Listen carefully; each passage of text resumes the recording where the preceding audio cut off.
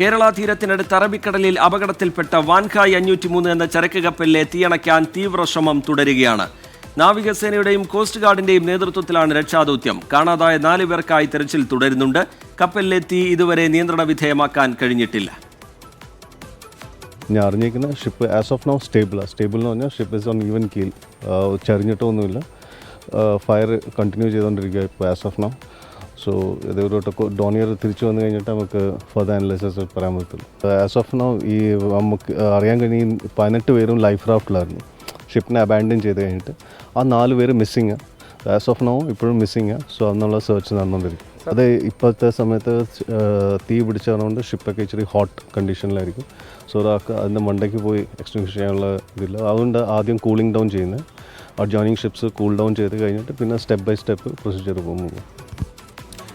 ചരക്ക് കപ്പലിലെ 140 കണ്ടെയ്നറുകളിൽ ഗുരുതര പരിസ്ഥിതി ഭീഷണി ഉയർത്തുന്ന രാസവസ്തുക്കളാണെന്ന വിവരവും പുറത്തുവരുന്നുണ്ട്. കടലിൽ വീണ കണ്ടെയ്നറുകൾ വീണ്ടെടുക്കാൻ ശ്രമമെന്ന് Azhikkal port officer captain Arunkumar PK പറഞ്ഞു. ഇങ്ങനെ ഒഴുകി നടക്കുന്ന കണ്ടെയ്നറുകൾ കടലിൽ തന്നെ നമുക്കത് ടോ ചെയ്തിട്ടോ മറ്റോ എടുത്ത് സുരക്ഷിതമായ ഭാഗങ്ങളിലേക്ക് മാറ്റിയാൽ നമുക്ക് കോസ്റ്റൽ പൊല്യൂഷൻ തടയാൻ പറ്റും. അതല്ലെങ്കിൽ ഇത് തെക്കൻ ജില്ല, പ്രത്യേകിച്ച് മധ്യ കേരളം തെക്കൻ ജില്ല, അതായത് ഇപ്പം പറയുകയാണെങ്കിൽ നമുക്ക് തൃശ്ശൂർ, എറണാകുളം ജില്ലയുടെ തീരപ്രദേശങ്ങളിലേക്ക് ഈ കണ്ടെയ്നറുകൾ എത്തിച്ചേരാനുള്ള സാധ്യത തള്ളിക്കളയാൻ പറ്റില്ല.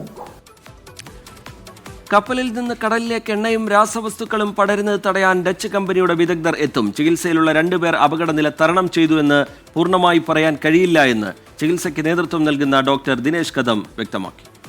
Out of 6, 2 are critically burned. One is 40%, another one is 30%. 40% one is a 47-year male. He is a Chinese national, he is an engineer, and he mainly sustains burns in the face, upper limb and lower limb. They both have airway burns, that is much more serious. Airway burns is one thing which is likely to worsen over next few hours or few days, because the airway becomes tight and then the breathing becomes wrong. So that these things are to be looked after, and they also have a deep burns. So they will probably require some surgical procedure later. വിവരങ്ങളുമായി ഞങ്ങളുടെ പ്രതിനിധികൾ തയ്യാറാണ്. രക്ഷാദൌത്യം ഈ ഘട്ടത്തിൽ എങ്ങനെയാണ് എന്ന കാര്യം ദീപക് ധർമ്മടം വിശദീകരിക്കും. അതുപോലെ കണ്ടെയ്നറിൽ എന്തൊക്കെ വസ്തുക്കളാണ് ഉള്ളത്, അതിലെ രാസവസ്തുക്കൾ എത്രത്തോളം വലിയ പ്രത്യാഘാതമാണ് ഉണ്ടാക്കാൻ പോകുന്നത്, അല്ലെങ്കിൽ അതിന് സാധ്യതയുള്ളത് എന്നുള്ള കാര്യം എസ് ശ്യാംകുമാർ വിശദീകരിക്കും. പരിക്കേറ്റവർ ചികിത്സയിലുണ്ട്, 4 പേരെ കാണാതായിട്ടുണ്ട്. അതിൻ്റെ വിശദാംശങ്ങൾ അരുൺ പാറക്കൽ പങ്കുവയ്ക്കും. അതുപോലെ തീരമേഖലകളിലുള്ള ജാഗ്രത അരുൺ പൂപ്പറമ്പയും വിശദീകരിക്കും. ആദ്യം ദീപക് ധർമ്മടത്തിലേക്കാണ്. ദീപക് ധർമ്മടം, രക്ഷാദൌത്യം ഇപ്പോൾ ഏത് ഘട്ടത്തിലാണ്? ഇപ്പോഴും തീ ആളിക്കത്തിക്കൊണ്ടിരിക്കുന്ന നിലയുണ്ട്. അതിനടുത്തേക്ക് പോകുന്നതിന് വലിയ വെല്ലുവിളികൾ ആ ദൗത്യത്തിൽ നേരിടുന്നുണ്ട്. എന്താണ് ഏറ്റവും ഒടുവിലായി മനസ്സിലാക്കാൻ കഴിയുന്നത്? പുതിയ വിവരങ്ങൾ എങ്ങനെ? ഈ ഘട്ടത്തിൽ ദൗത്യത്തെ എങ്ങനെ വിലയിരുത്താം ദീപക് ധർമ്മടം? TK റിജിത്ത്, അതീവ ദുഷ്കരമായ ഒരു ഓപ്പറേഷനാണ്, ഒരു ദൗത്യമാണ് നമ്മുടെ സേനാ വിഭാഗങ്ങൾ ചെയ്തുകൊണ്ടിരിക്കുന്നത്. അതിലേറ്റവും ഒടുവിൽ ലഭിക്കുന്ന വിവരം ഡ്രോണിയർ വിമാനത്തിലൂടെയുള്ള ഓപ്പറേഷൻ നടക്കുന്നു. ആ ഡ്രോണിയർ തിരിച്ച് ലാൻഡ് ചെയ്താൽ മാത്രമേ ഇതിൻ്റെ കൂടുതൽ വിവരങ്ങളും ദൃശ്യങ്ങളും പുറത്തു വരികയുള്ളൂ. മറ്റൊന്ന്, അതേ സമയത്ത് തന്നെ കോസ്റ്റ് ഗാർഡിൻ്റെ കപ്പലുകൾ, അത് സമുദ്രപ്രഹരി, സച്ചേത്ത്, അതുപോലെ തന്നെ സമർത്ത്, ഇത്രയും കപ്പലുകൾ അവിടെ ഓപ്പറേഷനിലാണ്. ഇതിൽ ഈ സമുദ്രപ്രഹരി ആണെങ്കിൽ അത് പൊല്യൂഷൻ കൺട്രോൾ വെസലാണ്, PCV എന്ന കാറ്റഗറിയിൽ പെടുന്ന വെസലാണ്. അത് കൂടുതൽ ഈ സ്ഫോടകശേഷിയുള്ള, മാരക പ്രഹരശേഷിയുള്ള ഈ കണ്ടന്റുകൾ ഈ കടലിലേക്ക് കൂടുതൽ എങ്ങനെയെങ്കിലും അത് ഡ്രോപ്പ് ചെയ്യാൻ സാധ്യതയുണ്ട്. അങ്ങനെയുള്ള ഡാമേജ് കൺട്രോളിംഗ് കൂടിയാണ് ഈ സമുദ്രപ്രഹർ ചെയ്യുന്നത്. മറ്റൊരു കാര്യം, ഈ CGS സമർത്താണ്, കോസ്റ്റ് ഗാർഡിൻ്റെ സമർത്ത്. ഇന്നലെ അവിടം വരെ പോയി വീണ്ടും കൊച്ചിയിലേക്ക് പുലർച്ചെ തിരിച്ചെത്തി വിദഗ്ധ സംഘവുമായി വീണ്ടും അങ്ങോട്ടേക്ക് പുറപ്പെട്ടിരിക്കുന്നു. നമുക്ക് ലഭ്യമാവുന്ന സൂചന അനുസരിച്ച് ഏതാനും മണിക്കൂറുകൾക്കകം ഈ സമർത്തു കൂടി ഈ ഓപ്പറേഷൻ മുഖത്ത് വീണ്ടും ജോയിൻ ചെയ്യും വിദഗ്ധരുമായി എന്നുള്ളതാണ്. ഇതെല്ലാം തന്നെ വിദഗ്ധ സംഘം ഓപ്പറേറ്റ് ചെയ്യേണ്ടതാണ്. കാരണം ഈ കെമിക്കൽ ഡിഫ്യൂസിങ്, ഈ തീയണക്കാൻ സാധ്യമാണോ എന്നുള്ള കാര്യം പരിഗണിക്കണം. അതിന് കെമിക്കൽ ഡീറ്റെയിൽസ് ലഭ്യമായി. അപ്പോൾ ഇതിൻ്റെ കൗണ്ടർ കെമിക്കൽ പ്രോഡക്റ്റുകളുടെ വിദഗ്ധ സംഘം ഒരു തീരുമാനമെടുക്കും.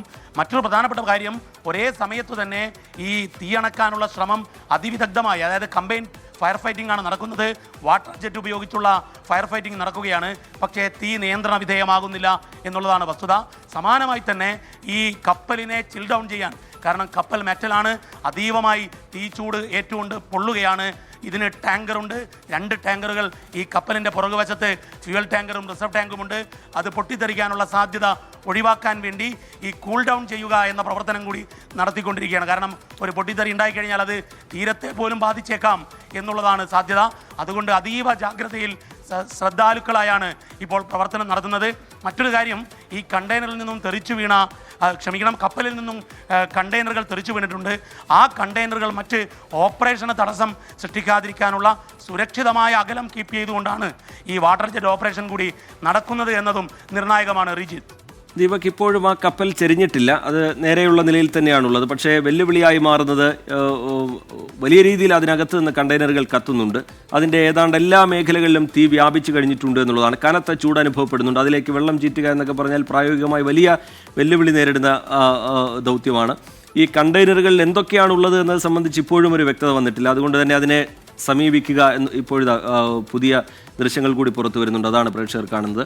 ദീപക് ധർമ്മടം, ഈ ആ കണ്ടെയ്നർ ആ കപ്പലിന് അടുത്തേക്ക് പോവുക എന്നുള്ളത് പോലും വലിയ ദുഷ്കരമായ ഘട്ടമായി നിൽക്കുകയാണോ ദീപക് ഇപ്പോൾ? റീജിത്ത്, ഇപ്പോൾ പ്രേക്ഷകർ കാണുന്നത് നമ്മുടെ ഓപ്പറേഷൻ ദൃശ്യങ്ങളാണ്. അതായത് ഇന്ന് കാലത്ത് 2 കപ്പലുകൾ നിന്നുകൊണ്ട് ഈ കപ്പലിനെ ചിൽ ഡൗൺ ചെയ്യുക, വാട്ടർ ജെറ്റ് ഉപയോഗിച്ച് സുരക്ഷിതമായ അകലം പാലിച്ചുകൊണ്ട് ഈ തീ അണക്കാൻ വേണ്ടി നടത്തുന്ന ശ്രമങ്ങളുടെ ദൃശ്യങ്ങളാണ് ഇപ്പോൾ പ്രേക്ഷകർ കണ്ടുകൊണ്ടിരിക്കുന്നത്. നമ്മൾ ഈ ഓപ്പറേഷൻ ടീമുമായി സംസാരിക്കുന്ന സമയത്ത് അവർ പറയുന്നത് അതീവ ദുഷ്കരമെന്നാൽ കാരണം ഈ ഓപ്പറേഷൻ നടത്തേണ്ട സ്ഥലത്തേക്ക് എൻ്റർ ചെയ്യാൻ ഒരു നിവൃത്തിയുമില്ല. അതിൻ്റെ കാരണം ഒന്ന്, ഈ കണ്ടന്റ് ഹൈലി ഇൻഫ്ലെയിമബിൾ ആണ്, സ്വാഭാവികമായും പൊട്ടിത്തെറിക്കുള്ള സാധ്യതയുണ്ട്.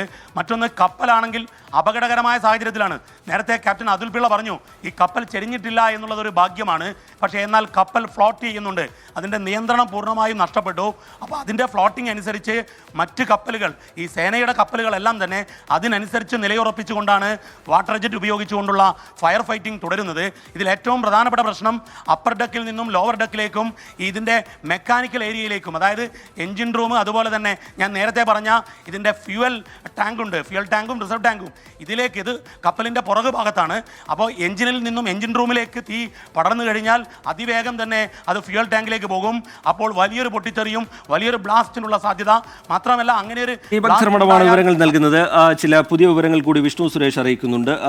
ഫോർവേഡ് ബേയിലെ തീ ഇപ്പോൾ നിയന്ത്രണ വിധേയമാണ്. എന്നിരുന്നാലും കട്ടിയുള്ള പുക അവശേഷിക്കുന്നു എന്നുള്ളതാണ്. കപ്പൽ തുറമുഖത്തേക്ക് ഏകദേശം 10-15 ഡിഗ്രി താഴ്ചയിലേക്ക് നീങ്ങുന്നതായുള്ള റിപ്പോർട്ടുകൾ പുറത്തുവരുന്നു. കപ്പലുകളുടെ മധ്യത്തിൽ നിന്ന് തീയും സ്ഫോടനങ്ങളും തുടരുന്ന നിലയുമുണ്ട്. ഈ രക്ഷാദൗത്യം വളരെ ദുഷ്കരമാണ്. അതിനെ അതിജീവിക്കാനുള്ള ശ്രമമാണ്, വെല്ലുവിളികളെ അതിജീവിക്കാനുള്ള ശ്രമമാണ് ദൗത്യസംഘത്തിൻ്റെ ഭാഗത്തു നിന്നുണ്ടാവുന്നത്. എസ് ശ്യാംകുമാർ വിവരങ്ങളുമായി ചേരുന്നുണ്ട്. ശ്യാം, ഇതിലിപ്പോൾ ഈ ഫോർവേഡ് ബേയിലെ തീ ഇപ്പോൾ നിയന്ത്രണ വിധേയമാണ്. പുക വലിയ വെല്ലുവിളിയായി നിൽക്കുന്നു. അതിനടുത്തേക്ക് സമീപിക്കാൻ പോലും കഴിയാത്ത രീതിയിലുള്ള വലിയ ചൂട്, താപനില അവിടെ അനുഭവപ്പെടുന്നുണ്ട്. ഈ ചരക്ക് കപ്പലിലെ 140 കണ്ടെയ്നറുകളിലുള്ളത് ഗുരുതര പരിസ്ഥിതി ഭീഷണി ഉയർത്തുന്ന രാസവസ്തുക്കളാണെന്ന വിവരവും പുറത്തു വരുന്നുണ്ടല്ലോ ശ്യാം.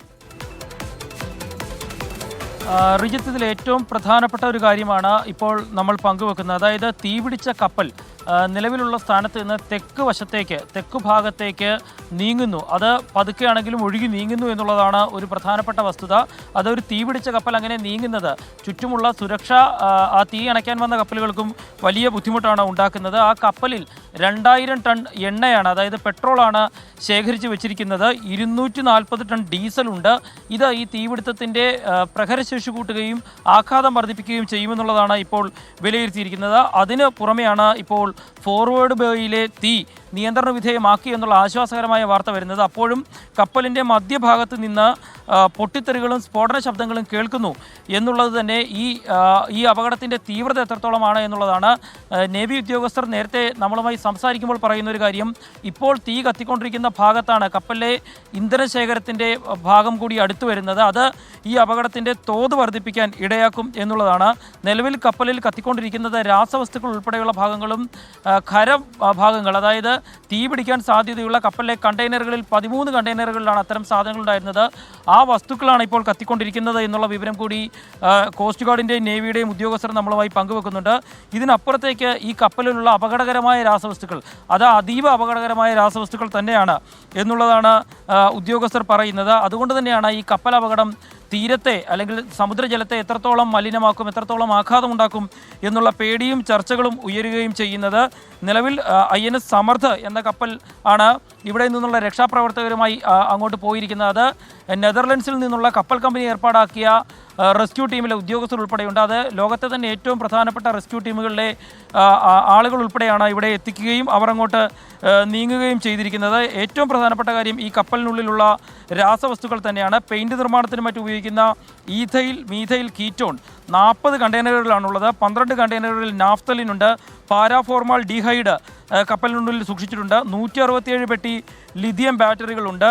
അങ്ങനെ ബെൻസോഫെനോൺ എന്ന രാസവസ്തു ഉണ്ട്. ഇതെല്ലാം പരിസ്ഥിതിക്ക് വലിയ ആഘാതം ഉണ്ടാക്കുന്ന വസ്തുക്കളാണ്. അതിന് പുറമെയാണ് 27,786 കിലോ ഈഥൈൽ ക്ലോറോ ഫോർമേറ്റ് എന്ന് പറയുന്ന രാസവസ്തു ഈ കപ്പലിൽ സൂക്ഷിച്ചിരിക്കുന്നു.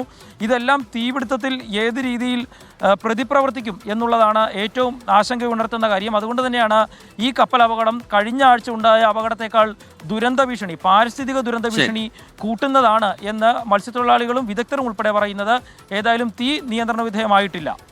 ശരി, എസ് ശ്യാംകുമാർ വിവരങ്ങൾ നൽകുകയായിരുന്നു. കപ്പലുകളുടെ മധ്യത്തിൽ നിന്ന് തീയും സ്ഫോടനങ്ങളും ഇപ്പോഴും തുടരുന്നുണ്ട്. കപ്പലിൽ നിന്ന് കടലിലേക്ക് എണ്ണയും രാസവസ്തുക്കളും ഒക്കെ പടരുന്നത് തടയാൻ ഡച്ച് കമ്പനിയുടെ വിദഗ്ധർ എത്താൻ പോകുന്നു. അതീവ ജാഗ്രതയോടുകൂടി മുന്നോട്ട് കൊണ്ടുപോകേണ്ട ഒരു ദൗത്യമാണ്, സൂക്ഷ്മമായി മുന്നോട്ട് കൊണ്ടുപോകേണ്ട ഒരു ദൗത്യമാണ്.